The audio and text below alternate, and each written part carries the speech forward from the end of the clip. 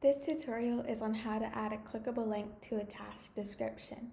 So once you've logged in to your account, look at your left bar, click project, and then you can search by task or whatever method you use to get to the task that you want to add a clickable link to. Let's go to this one. Oh, there's already one there. This one. So as you can see, this link is not clickable. So in order to make it clickable and open in a new tab, go to Edit. You can highlight the tab.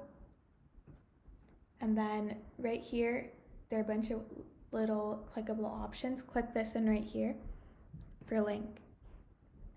And then you can make the link label the name of the document, but I just recommend copying and pasting the URL for the link label. And then whatever you want the page to open onto, make that the URL. And then size, and then you can make it whatever color. Be sure to let it open in a new window and press save.